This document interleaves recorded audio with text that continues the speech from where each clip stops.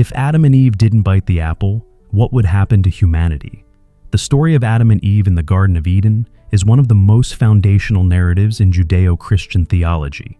According to the book of Genesis, God created Adam and Eve as the first humans and placed them in a paradise where they were free to enjoy everything except the fruit of the tree of the knowledge of good and evil. However, tempted by the serpent, they ate the forbidden fruit, resulting in the fall of man.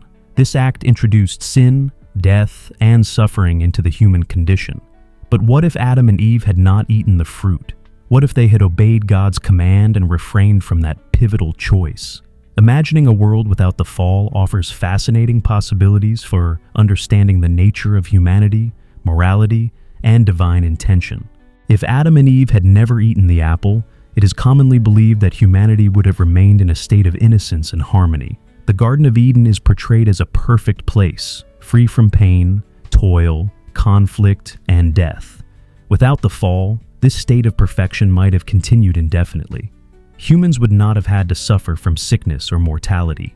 Work, if it existed at all, would have been joyful and unburdened by hardship. There would have been no need for laws, governments, or even religion as we know it, since humanity would have existed in direct communion with God. In such a scenario, moral innocence would have persisted. Adam and Eve were described as being naked and unashamed before eating the fruit, symbolizing a state of purity and lack of self-consciousness.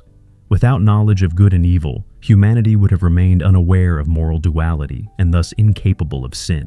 This could suggest a world without crime, betrayal, jealousy, or hatred. However, the absence of moral awareness raises an important philosophical question. Can one truly be good if one does not have the capacity to choose evil? The story of the fall introduces free will and moral agency into the human experience. Without it, humanity might have been peaceful but also static, lacking growth and the development of character. From a theological standpoint, the choice to disobey God is what set the stage for the rest of human history, including the need for salvation. Christianity, in particular, centers its entire message around the redemptive work of Jesus Christ, who came to save humanity from sin and reconcile it to God. Without the fall, there would be no original sin, and therefore no need for redemption. Jesus' life, death, and resurrection, events that form the cornerstone of Christian faith, would not have occurred. This radically alters the narrative arc of the Bible and the role of Christ in human destiny. Some theologians suggest that even without sin, God might have found another way to draw humans into a deep relationship with Him, but it likely would not have required the suffering and sacrifice that salvation demands in the current narrative. Socially and culturally, the ripple effects of a world without the fall are almost unimaginable. Human institutions like government, legal systems, medicine, and even education are, in many ways, responses to the brokenness and limitations introduced by sin and mortality. Without suffering or death, there would be no need for hospitals or courts. If humans remained in perfect communion with one another and with God, conflict and misunderstanding would be virtually non-existent.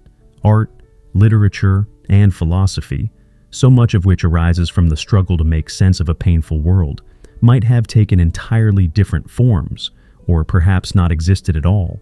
While peace would reign, the human experience as we know it would be fundamentally different, perhaps even lacking in the depth that comes from overcoming adversity.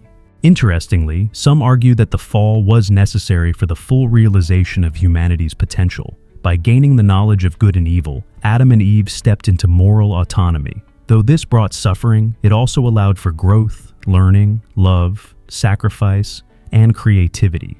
In this view, the world we live in, with all its pain and joy, is richer and more meaningful than a static paradise. The philosopher and theologian Irenaeus proposed that humanity was created in an immature state and needed to go through trials and errors in order to develop into the fullness of God's image. From this perspective, the fall wasn't a tragic mistake, but a necessary step in human evolution. In the end, pondering what would have happened if Adam and Eve had not eaten the apple is more than just a theological thought experiment. It's a way of exploring the essence of human existence.